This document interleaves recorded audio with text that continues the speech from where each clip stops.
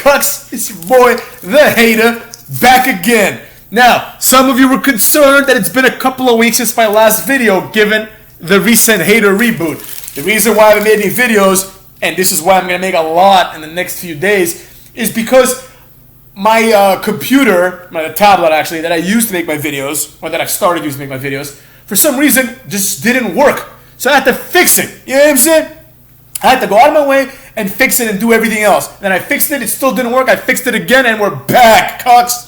So here we are, you know what I mean? And I figured, since I have so many things that I want to talk about, that I'd do a good one for y'all.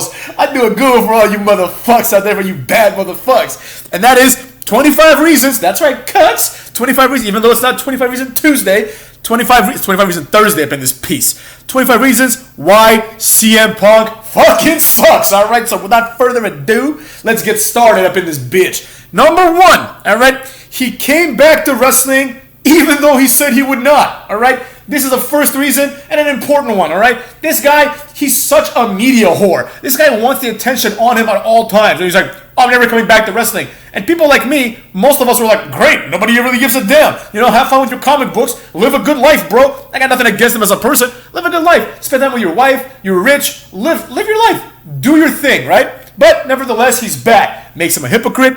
And honestly, it's different than, let's say, like Ric Flair doing the same thing or Undertaker doing the same thing, right? Because these guys are legends and CM Punk is not a legend. But more on that later, cuckolds.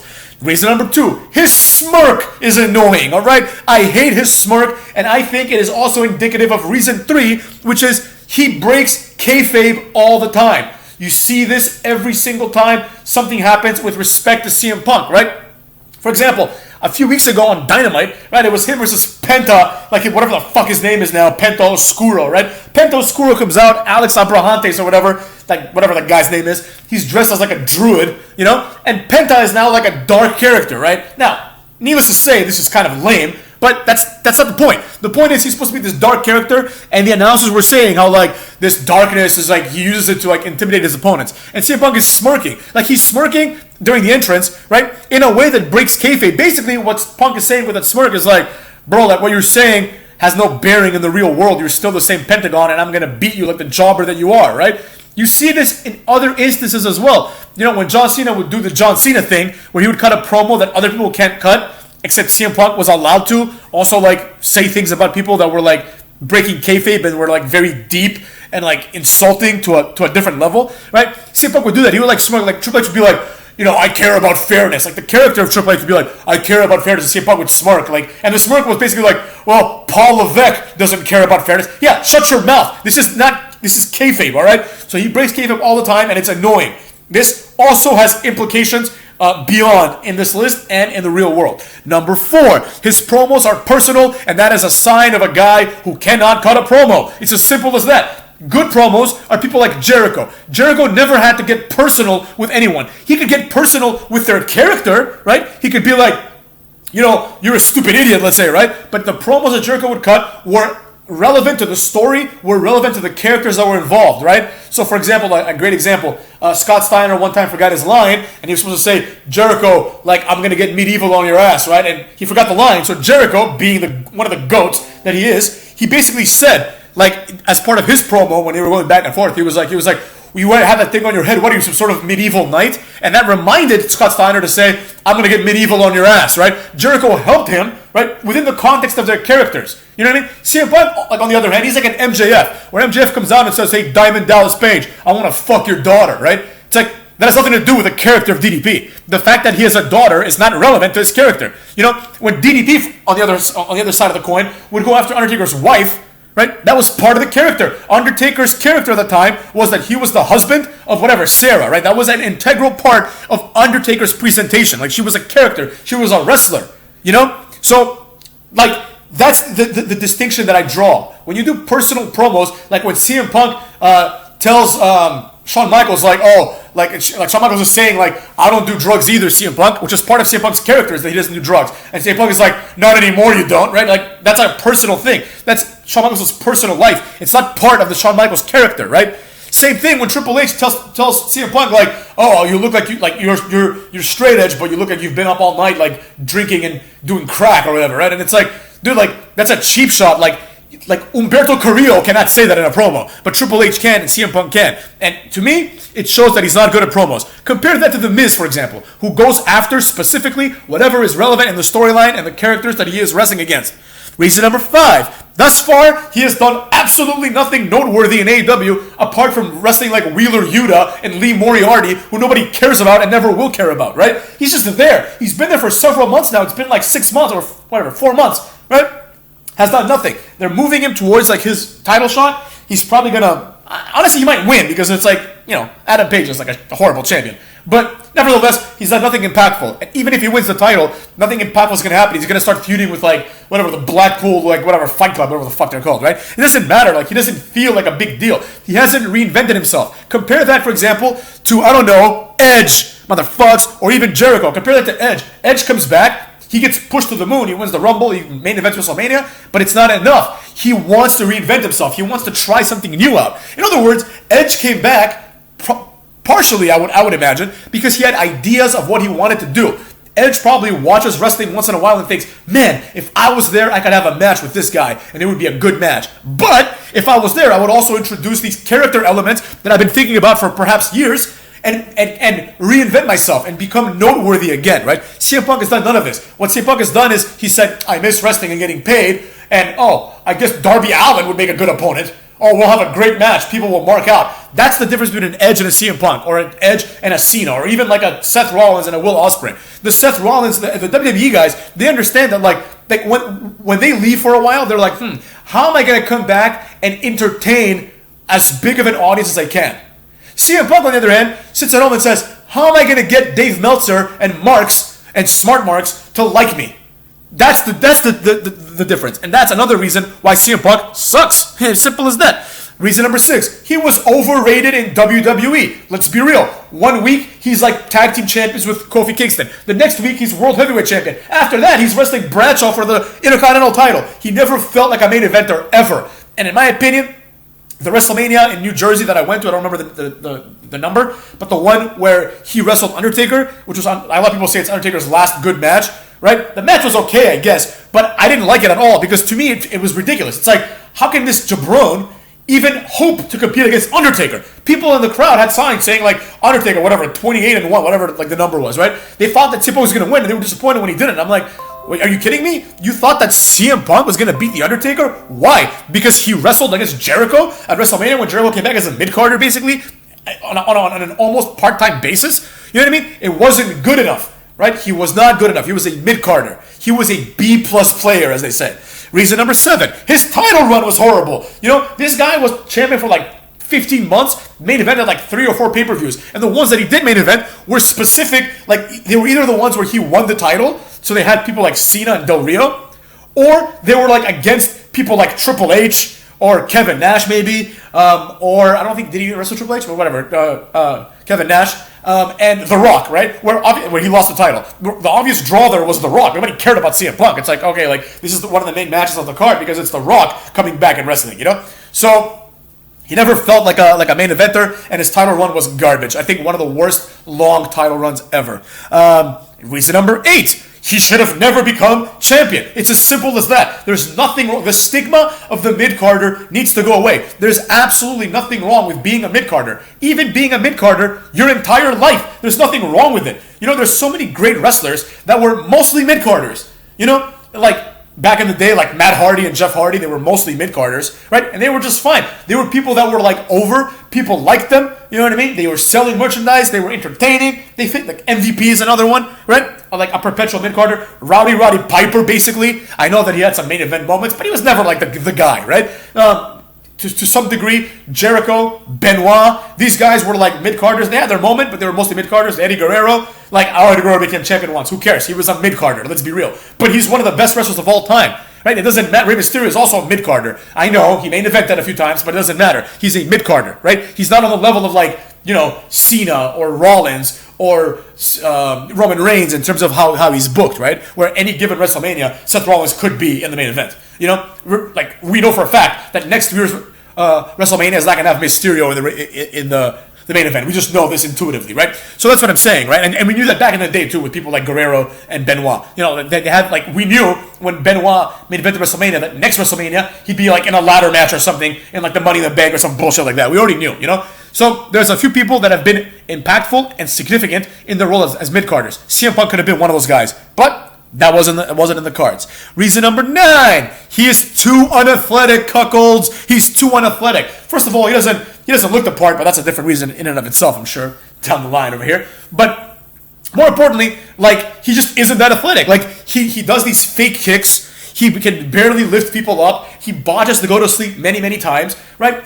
To me, a very athletic wrestler presently performing today is Matt Riddle, right? Matt Riddle is extremely athletic. This guy is coordinated, he's strong, he's fast, he's quick, he almost never botches, and when he does, he's doing some crazy shit. Like, he'll jump off Randy Orton's back and do like a jumping RKO, you know what I mean? Like, this guy's very athletic, and he has a lot of potential in terms of his just physical prowess, right? CM Punk doesn't, you know what I mean? It's as simple as that. Reason number 10, he has no gimmick and is not good enough to be a legend. This is a compound reason. Number 1, he has no gimmick. There's plenty of people that don't have a gimmick. Like Sting right now in AEW doesn't have a gimmick, right? He's just Darby Allin's like mentor. William Regal right now doesn't really have a gimmick. He's just another mentor, right? A bunch of people in AEW are mentors. Oh, this guy's mentoring him. Taz is mentoring Samoa Joe. Like, everyone's a fucking mentor. Like, a lot of these people are jabrones too. Like, who wants to be mentored by William Regal? Like, Dean Ambrose and Daniel Bryan are better than Regal. Like, they're more successful according to Regal's own admission. Of course, they're not actually better. Like, Regal was like 50 times better than both of them, right? Like, during the Attitude Era, Regal was a centerpiece and he was extremely entertaining. And entertaining, Daniel Bryan and Jon Moxley are not, motherfucks. But nevertheless, in terms of kayfabe, it's like, why would Daniel Bryan be mentored by William Regal? You know, it would be much better if it was just William Regal than Wheeler Yuta, right? Wheeler Yuta is a nobody, so he can be mentored by someone like Regal, right? Otherwise, why would he care? So there you have it. You know what I mean? Reason number 11. He's like 45 or 47 years old and has accomplished comparatively little compared to people like Edge or Jericho, who are also around the same age. Like, they might be a little bit older than him. Like, Jericho's like 50, I think, or something, right? And Edge CM Punk might be like 44. I'm not exactly sure how old he is, right? Nevertheless, consider what they've accomplished and what he has accomplished, right? Like, a better comparison would be him and Edge, just because, like, Edge also was out for, like, many, many years. But look at it, right? Edge has main evented WrestleManias, like, legit main evented WrestleManias.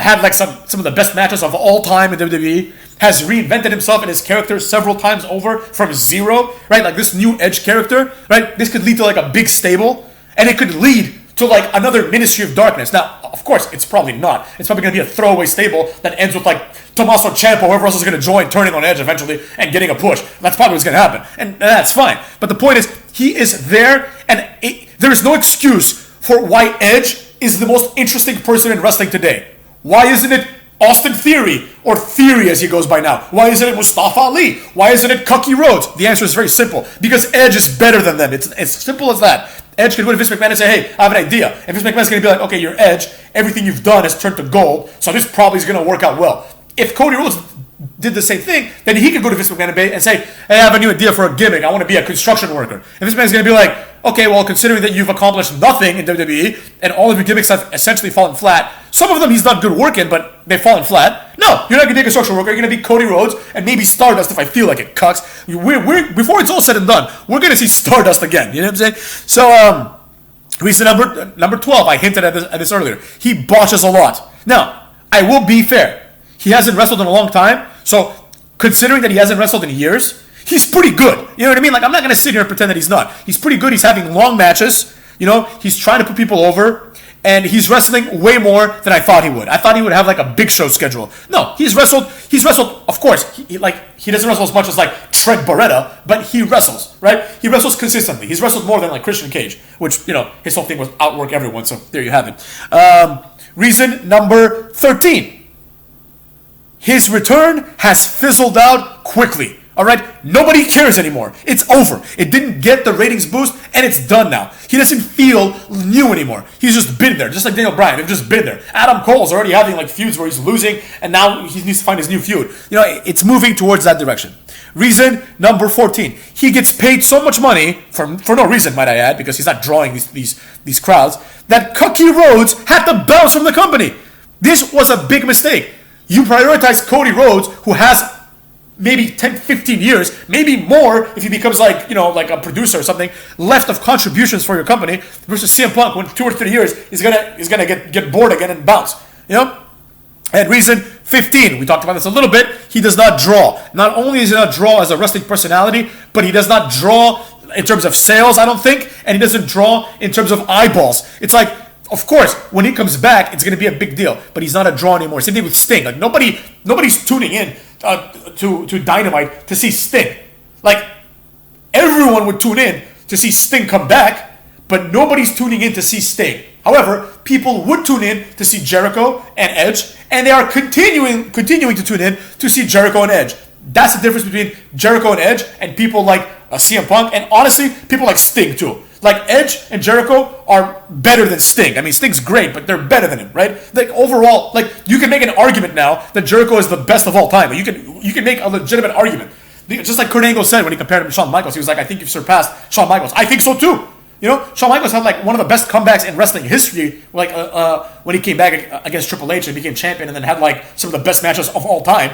But so is Jericho. Jericho's had a lot of great matches, and Jericho has continued to reinvent himself. I know I said that in the past that he hasn't, and I take it back. He has. Now, not everything is a reinvention. Jericho having a mustache or having a list is not a reinvention, but Jericho coming in and doing the inner circle, Jericho leading 2 factions now is a reinvention. Jericho at this stage of his life, deciding that he's going to have a new finishing move is a reinvention. He understands that or even when he came back and had the code breaker, right? He understands that what worked 10 years ago isn't going to work as much now, both in terms of his wrestling style and in terms of him being interesting. The code breaker is like one of the best moves ever, right? And Jericho invented it. Why didn't someone else invent it? Why wasn't it Will Ospreay or Ricochet that invented it? You know what I mean? Why is it that Jericho made the move famous? Why is it that everything good that comes from wrestling comes from these legendary type wrestlers? I guess that explains why they're legends. Reason number 16. Not Cody Rhodes. I'm not talking about him up in this piece. I'm talking about CM Punk. CM Punk pretends that his time in WWE is this like low point of his career, when in fact it is responsible entirely for anyone knowing him aside from the 20-25 people that would know him otherwise, right? Let's be real. That was the highlight of his career. That's what he's going to be remembered for. Nobody cares about what he did before in ROH against Samoa Joe, Pepsi Plunge, and nobody cares about this iteration of CM Punk either. You know what I mean? It's not interesting. Let's be real. The WWE part was the best parts of his career, and he pretends like they were holding him back or something. They made him like a worldwide, well-known name, and they made him champion, even though he didn't deserve to be champion, in my personal opinion. Reason 17. He has done nothing to make or keep himself relevant. I was watching some show called like the Beast Challenge or something. It's like some obstacle course type thing, and they have announcers from all over the world. Like from Brazil, they have like Anderson Silva. From the US, they have CM Punk. Just the fuck? Why? This is not relevant. Nobody cares about this show. Point is, he hasn't done anything to keep himself relevant aside from talk about himself and with his arrogance. He reminds me a lot of Austin Aries, right? They have this arrogance, like they think that they're like the next Rock or the next Hulk Hogan. They probably think they're better than the Rock and Hulk Hogan, when in reality they're more akin to like, I don't know, like the next Hardcore Holly. Like they're on that level, but they think they're on the level of like superstar, and they're not, and they've never drawn like that. So there you have it, cucks. Reason number 18. His UFC tenure makes AEW look weak. I'm sorry to say it, and I actually have a lot of respect for him for trying. Not for how people say like, oh, he tried his best to fight. I don't give a shit about that. He got his ass beat. There's no honor in getting your ass beat or not being afraid. I mean, I guess there's some honor in not being afraid. But there is a lot of honor in not being afraid to try something new, right? A lot of people told him you're not going to make it, and he tried it. He can sleep well at night thinking like, yo, at least I tried it. I failed. Who knows? If he didn't try it, he would have delusions of grandeur. This guy thinks he's the best at everything. He would probably think like, if I got into UFC 5 years ago, I would be the welterweight champion now. You know what I mean? Like, so at least he gave it a shot. He shot his shot. And that's important. And he doesn't get a lot of credit for that. He gets a lot of credit for this bullshit that he does.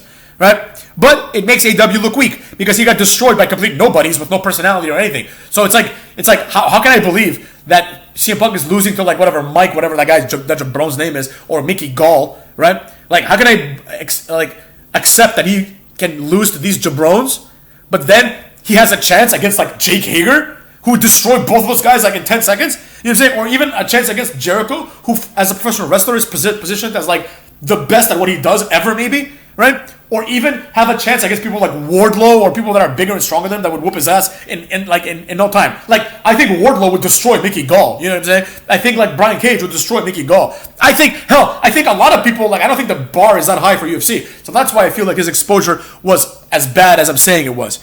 Reason number 19. He has not had any meaningful matches since he's been to AEW. And arguably, this is the real reason, in my opinion, has buried Darby Allin. What the hell has Darby Allin done in these last 5 months? Nothing. And he had a match with like Andrade, a coffin match. Great. Who cares? Nobody cares about that, right? Darby Allin has been completely buried. You know, the way that his career was going before he met CM Punk, that was supposed to be like the high point of his career. Like, you would think that by this point or by next year, he'd be like AEW champion. But instead what happened was he met CM Punk, he got destroyed, and then like he's been relegated to like wrestling jabrones. So nobody really gives a damn about him either now. Reason number 20. His Pepsi tattoo, motherfuckers. His Pepsi tattoo is annoying, right? First of all, his association with Pepsi is weird, and it's goofy, right?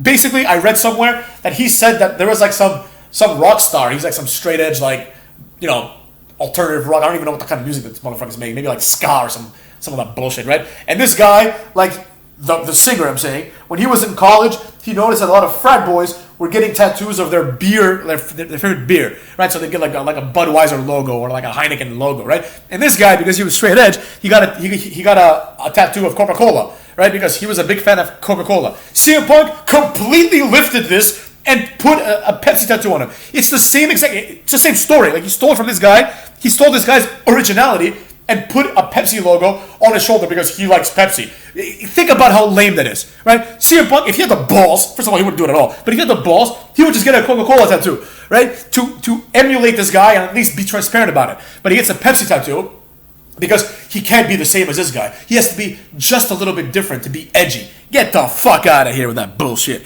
Reason 21. He thinks he deserves Triple H money as well as Triple H stature. Alright? Triple H, I personally think that even as a wrestler, Triple H is overrated. I mean, like, he's definitely like a top 30 guy, right? But I don't think that Triple H has contributed as much, more so than he's been pushed for other things, like his appearance, and he's decent in the ring and things like that. But it's like I wouldn't necessarily, for example, put Triple H above like Booker T, right?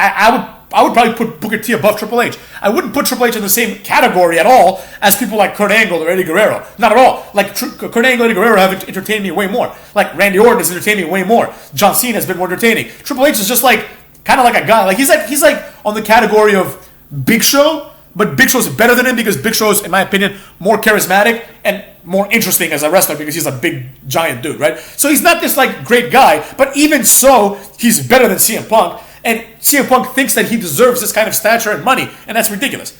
Reason 22. He hates WWE for basically no reason. Like, what the hell did WWE do to him? You know what I mean? Like, he acts like, what would satisfy this little bitch? What would satisfy him? You know, to main event 9 consecutive WrestleManias? You know, he has this perception, right?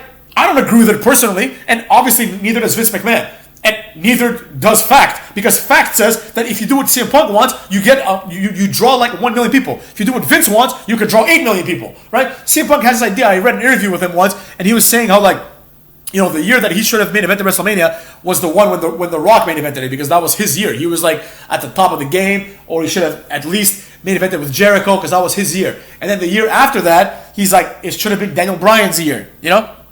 And they didn't give him his opportunity. And it's like, dude, hold on a second. Who the hell are you to determine whose year it is? You know what I mean? You're a fucking jabron. Nobody gives a damn about your opinion. And then, like, last year, he was like, I think Keith Lee should win the Royal Rumble. I'm like, you fucking people lost your mind? Keith Lee's not a main eventer.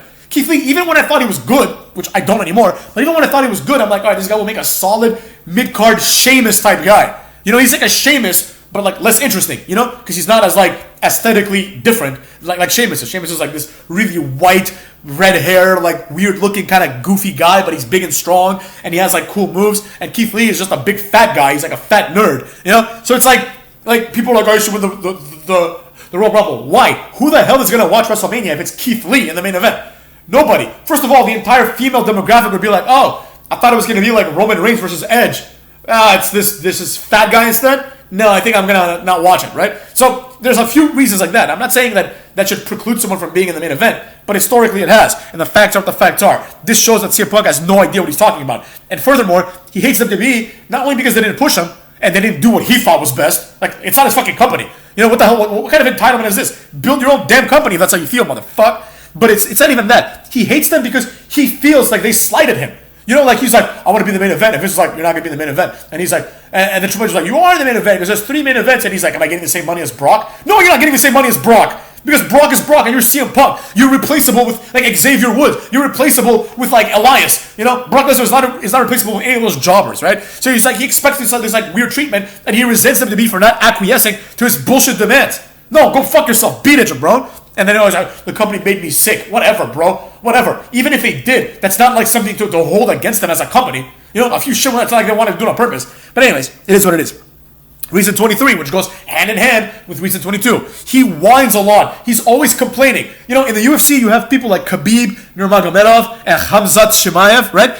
And these two guys, every time I fucking see them on YouTube, or every time I read something about them, there's always a complaint in there. It's like, you think these guys are a bunch of bitches, you know what I'm saying? Like, every time like I see an interview with Khabib, he does that stereotypical, like, it's like a Russian person thing, you know? They're like, what do you want me to tell you? Like, I don't like this part of this, or I don't like this part of it. Like, they're just always complaining. It's like, shut the fuck up, nobody wants to see that, you know?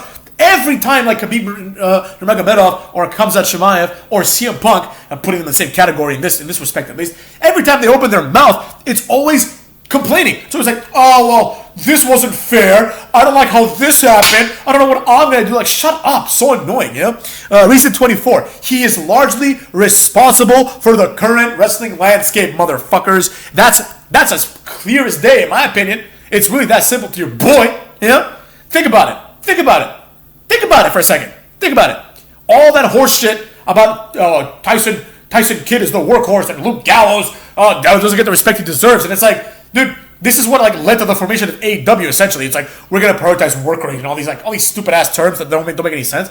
And he's responsible for this. Until that point, the neckbeard demographic was the silent minority. Now they're the vocal minority, and then the other fans, they don't care enough. Like, they'll watch if something good's on, but they don't care enough to watch if CM Punk is on. So the ratings kept going down after he cut that promo. Nobody wants to talk about that. And as usual, reason 25, my favorite reason of all. He has become exactly what he hated. He has become the part-timer that comes in and takes the spot from the young guy. CM Punk is going to be in every AEW pay-per-view. Instead of it being Adam Page versus, I don't know, Sammy Guevara, let's say, right? Which would be at least interesting. You'd be like, oh, this could be a good match. Like, maybe these guys are going to get pushed, whatever, right? It's going to be Adam Page versus CM Punk. So he has become the Goldberg. He has become The Rock. He has become John Cena now. He has become these people, except he's become The Undertaker. Except here's the kicker. All those people I mentioned are way better than him.